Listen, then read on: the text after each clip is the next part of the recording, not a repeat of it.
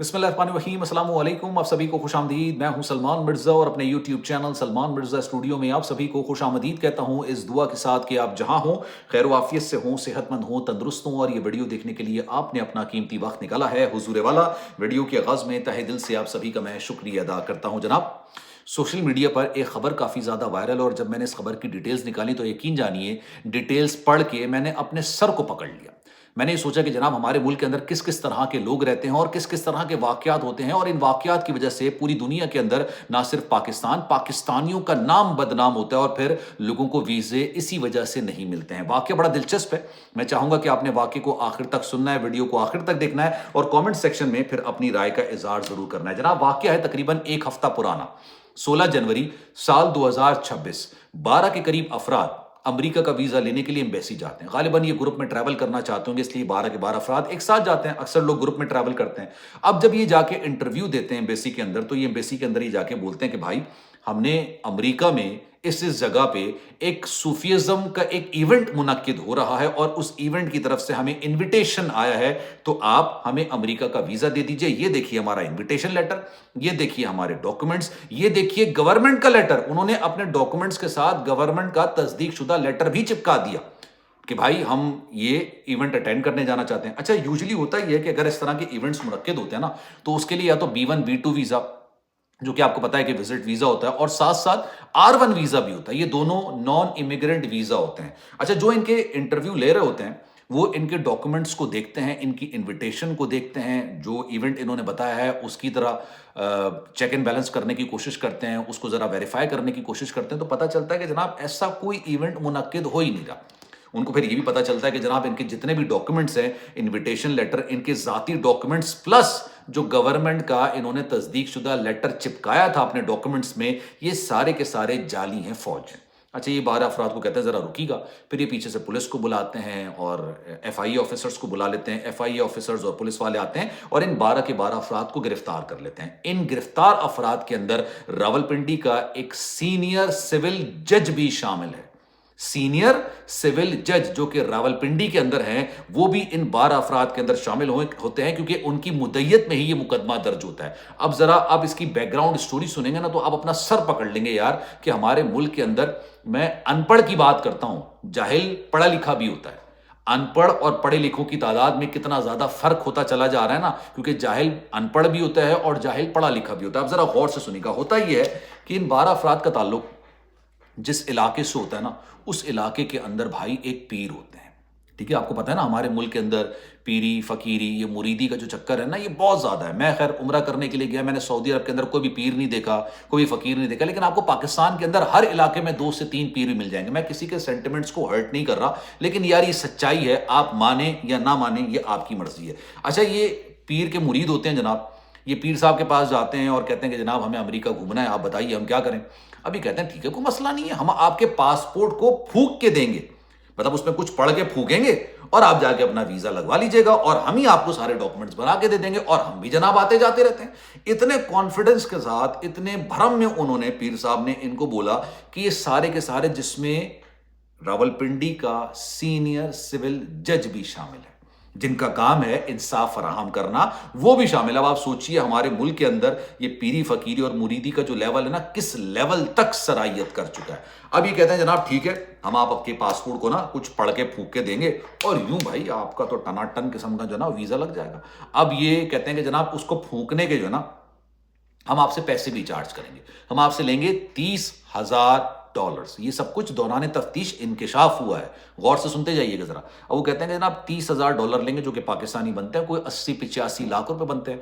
ये 12 के 12 अफराद, ये इनको $30,000 इनके हाथ में पकड़ा देते हैं, और उसके बाद फिर ये एक इवेंट मुनक्किद करवाते हैं, जाली जाली पेपर बनवाते हैं, जाली इनविटेशन करवाते हैं, इनको जाली डॉक्यूमेंट्स फराहम करते हैं, और एक गवर्नमेंट का लेटर भी इनको चिपका के दे देते हैं। और उन पीर साहब ने अपने मुरीदों के अंदर ये धाक बिठाई हुई थी कि भाई मैं तो पूरी दुनिया घूमता हूं, पूरी दुनिया घूमता हूं।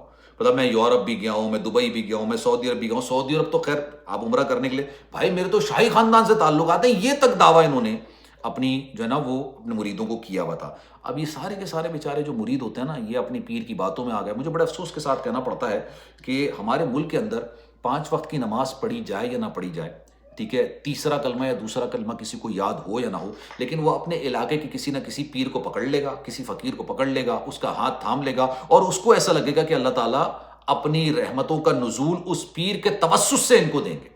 مطلب لیول ہے، مطلب آپ سوچ کا لیول ہے. آنیسٹلی میں کسی کی دل آزاری نہیں کر رہا، لیکن بھائی آنیسٹلی یہ معاملات ہوتے ہیں. اب ہوا کیا، انہوں نے ان کو ڈاکیومنٹس بنا کے دیے، یہ جب گئے ہیں پیچھے آبویسلی سارے کے سارے پکڑے گئے، پتہ چلا کہ بھائی سب کے سب جعلی ہیں. اب ہوا یہ کہ ان پیر کی گرفتاری کے لیے باقاعدہ طور پر چھاپے مارے جا رہے ہیں، اور یہ اپنے حجرے سے، اپنے علاقے سے راہ فرار اختیار کر چکے ہیں، غائب ہو چکے ہیں. اب ان کی گرفتاری کے لیے نا ہر جگہ کبھی ادھر چھاپا، کبھی ادھر چھاپا، کبھی ادھر چھاپا، تو یہ پیسے لے کے فرار ہو گئے. لیکن مجھے نہ ہی مجھے پیری فقیری سے مسئلہ ہے کوئی، نہ مجھے مریدوں سے کوئی مسئلہ ہے. آنیسٹلی مجھے کسی قسم کا کوئی مسئلہ نہیں. بھائی ہر ایک کا اپنا عقیدہ ہے، وہ اپنے عقیدے کو فالو کرے، وہ اس کی جواب دہ اس کی ہے. میرا اصل سوال پتہ ہے کیا، ہمارے ملک کے اندر میں کبھی بھی جاہل جو لفظ ہے نا، میں یہ ٹرمنالوجی اس لیے یوز کرتا ہوں کہ ان پڑھ تو چلو ان پڑھ ہوتا ہے وہ بیچارہ پڑھ نہیں سکا، پڑھ لکھ نہیں سکا، کسی بھی حالات کی وجہ سے، شوق کی وجہ سے نہیں پڑھ سکا، ٹھیک ہے. لیکن ان پڑھوں کے اندر بھی اتنا شعور ہوتا ہے کہ پڑھے لکھوں کے پاس نہیں ہوتا. لیکن ہمارے ملک کے اندر ایسے لوگوں کے اندر ایسی جہالت ہے جو کہ بڑے بڑے عہدوں پر بیٹھے ہوئے ہیں، جن کا کام ہے انصاف فراہم کرنا، اور وہ اس لیول کی جہالت کرتے ہیں کہ میں اور آپ غالباً شاید اس کا تصور تک نہیں کر سکتے ہیں. پچھلے دنوں آپ کو یاد ہوگا اسلام آباد کے ایک جج تھے، بلکہ ابھی بھی ہیں، ان کے ایک 15 سال کے بیٹے نے پتہ ہے کیا حرکت کی تھی. وہ ویڈ گاڑی لے کے نکلا، گاڑی دندناتا ہوا چلا رہا ہے. 15 سال کا لڑکا جس کی ڈرائیونگ لائسنس نہیں بنا ہوا، جس کو ڈرائیونگ کرنے کی اجازت نہیں ہے، رات کے 1 بجے ریڈ زون میں وہ جناب دندناتے ہوئے لے کے گھوم رہے ہوتے ہیں، اور 2 بیچاری لڑکیاں جو بائک پر جا رہی ہوتی ہیں یہ ان کو کچل کے رکھ دیتے ہیں. موقع پر ہی دونوں کی موت واقع ہو جاتی ہے. اس جو ڈرائیور ہوتا ہے بچہ 15 سال کا، اس کو گرفتار کر لیا جاتا ہے. 2 دن کے اندر، مطلب میں شاید 2 دن بھی زیادہ بول رہا ہوں، 2 دن کے اندر وہ لڑکیوں کے جو والدین ہوتے ہیں نا، اللہ کی رضا کے لیے اس ڈرائیور کو معاف کر دیتے ہیں. مطلب اس کو یہ کہہ دیتے ہیں کہ ٹھیک ہے ہم نے اللہ کی رضا کے لیے اس کے معاف کیا.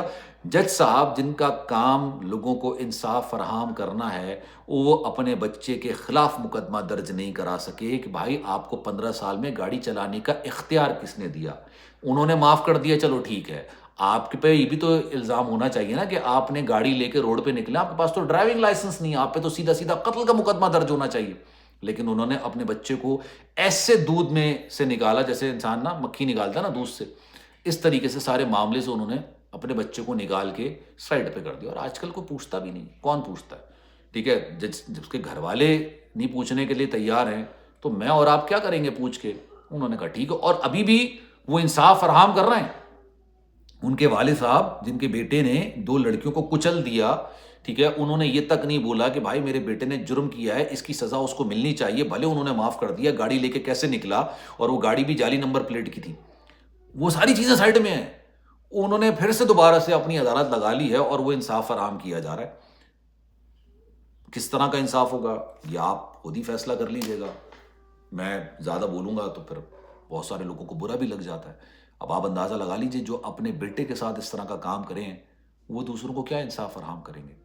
اور پھر اگر ان کی عدالت کے اندر، میں عدالت تو چھوڑی دربار ہی کہوں گا میں، وہاں پر کوئی امیر انسان آ جائے اور ایک غریب انسان آ جائے، دونوں کا آپس میں کیس ہو کسی بھی مسئلے کے چکر میں، تو پھر کس کے حق میں فیصلہ ہوگا اور کس کے خلاف فیصلہ ہوگا، اس کا فیصلہ آپ کیجیے گا. اور کامنٹ سیکشن میں اپنی رائے کا اظہار ضرور کیجیے گا. خیال رکھیے گا اپنا. اللہ حافظ.